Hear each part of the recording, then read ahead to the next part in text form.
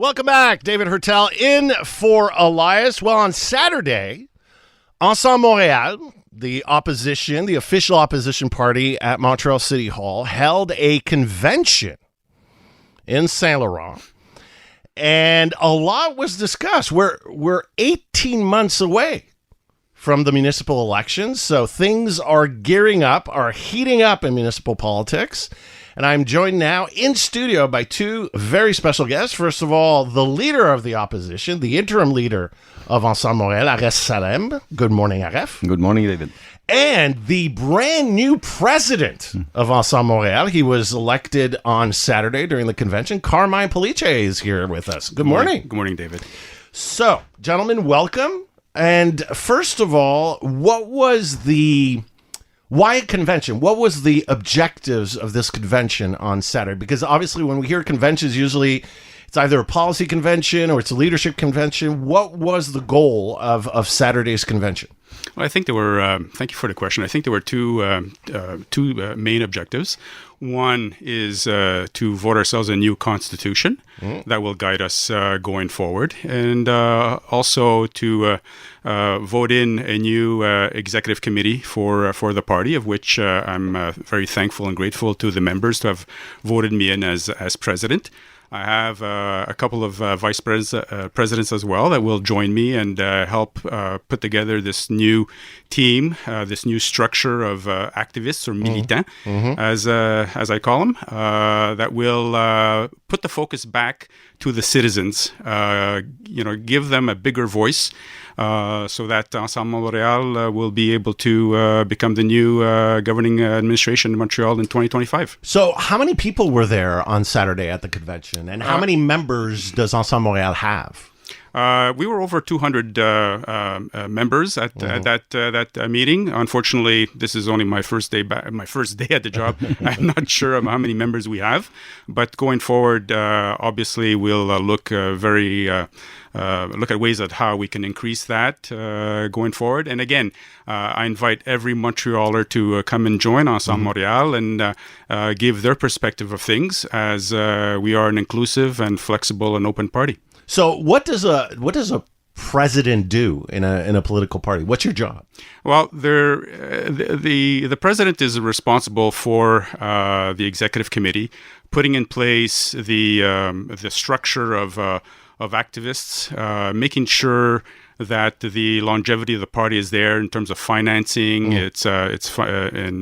fundraising, getting members on board, and also putting in place an environment where it's inviting and inclusive to, again, bring people together and give them an opportunity to share their thoughts on how they believe Montreal should be run. Now, I remember your previous activism was with the Quebec Liberal Party. You were you're one of the vice presidents at the national level, at the Quebec level, I should say, for the Quebec Liberal Party. Yes. Why join Ensemble Montreal? Why become the president? Why now? I think Ensemble Montreal is the political organization that can win the next election. I wanted to focus on issues that are closer to home. I don't know about you and all the listeners out there, but over the past 7 years, I've seen Montreal diminish in many aspects. And I think it's time to reverse that and bring back Montreal to its former glory, give back the voice to Montrealers. And I thought that now is the time for me to step in, as with my experience both at the professional level and at the area in the level of activism. I think I have a lot of value to bring to this organization and putting in place a structure that will help us go forward. Aref, how important is it for you to have like this new executive, new president?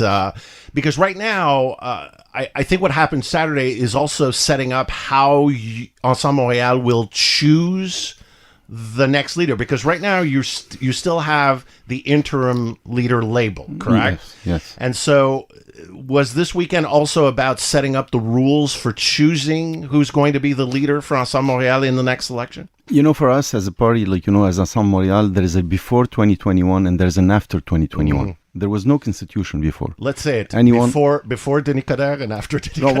well, Denis, he was there in 2013. He was there in 2013. For us, for me, it's 2021 when I took over the party. I promised my colleagues, I promised Montrealers, I promised my members that I'm going to give this party back to the members. And that's what happened on the 1st of June on the convention. We have a constitution. It was worked we worked on this constitution. I for read last, it. It's a real serious document. No, Absolutely. It wasn't It's written on a napkin on a corner table. We had a lot of time, working on it. And we have it right now. It's voted by the members, and the members will decide for the next election who will be the leader of Ensemble Montreal. So when is that going to happen? Somewhere in the fall. So is there going to be like we were seeing provincially or federally? Is it going to be like a real leadership style race and convention at Ensemble Montreal? Absolutely. Are you running for that? Well, for me, it's too early to decide. Early. It's 18 months away. Well, I know it's, but I told you already. For the main goal for me is to win the next election with me, without me, with the right person. That's what we want. We want to have really the right person, and at the end of the day, the members will decide. We have to have some debates on ideas, the bringing people they have network people, they can unify the party, they can add to the party. So we're trying at least to attract people from outside and have a debate on ideas and not around the person. You're talking about after 2021, and either of you can answer this. One of the big issues surrounding Ensemble Montreal at the time after the last election was the debt. Absolutely. Back then, I think it was $600,000, maybe even more than that. $948,000. Okay, close to $1 million. Thank you. So, what is that situation? Because on the other side, we're seeing Projet Montréal seems to be raising a lot of money and already in pre-campaign mode. What is the financial situation of Ensemble Montréal? We have a debt we control our debt, and we control. What does that mean? Control your debt. We control the debt. We had 948,000 in 2021. Now we are under 300,000 right now. Okay, so you have raised money, and you are reducing your debt. And we can see, there's people that are giving, people that they're not the members of the party. There's people coming from all the boroughs. From Plateau, from Rosemont, from Ville-Marie. We had people during the convention too. People from Plateau? From Plateau. Projet land itself? Absolutely. So we can tell, people, there at a certain point, they can't take anymore. So they're joining the party. And that's good. It gives us hope as a party, as members, that we're going forward. We have the right strategy too. And we're recruiting people from all over the boroughs. In 2021, one of the elements that really struck me was the low turnout. I mean, less than 35% of Montrealers who had the right to vote actually came out and voted in November of 2021. A dismal turnout by any measure. And so what is the strategy to get that vote out? I mean, one thing we can say about Projet Montréal, they get their vote out. Valérie Plante and Projet, they get their vote out.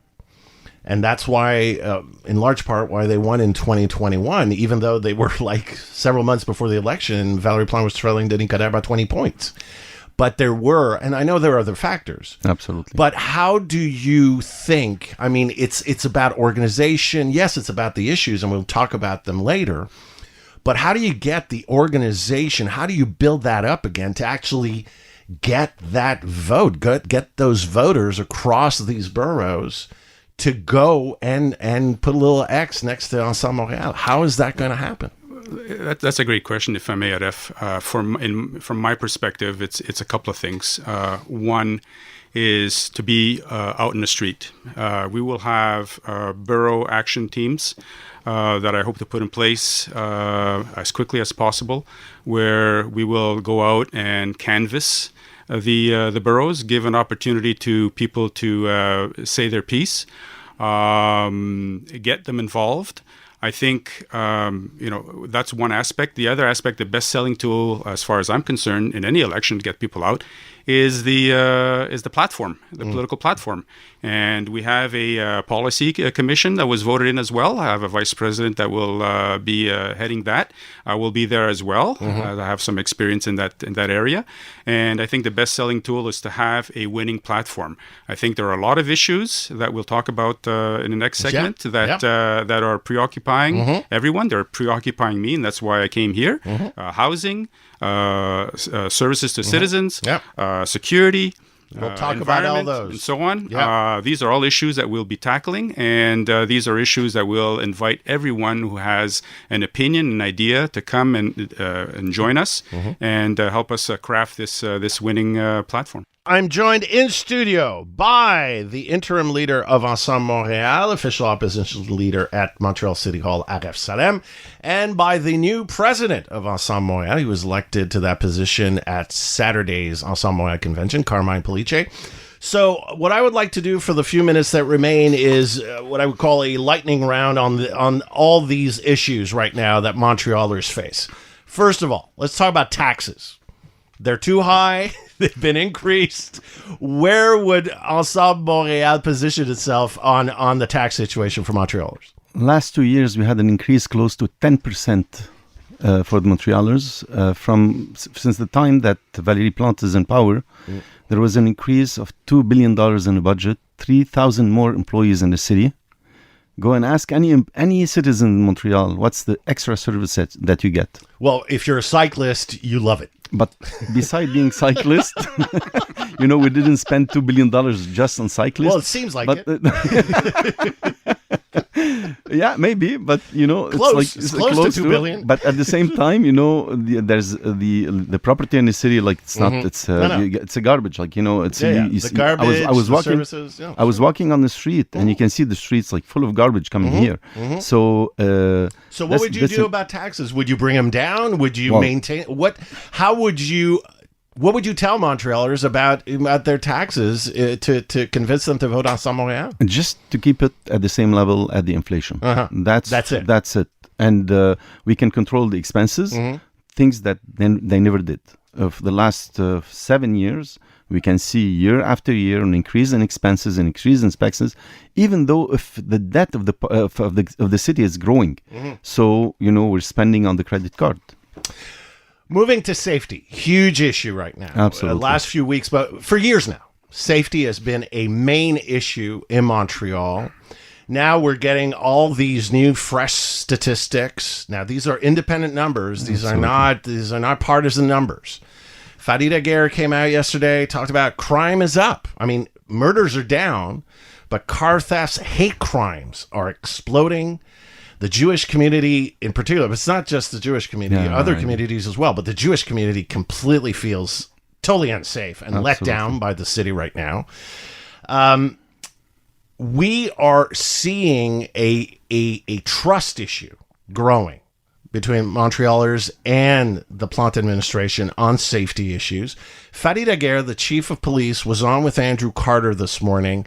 This is what he had to say, especially on the whole manpower issue regarding the SPVM.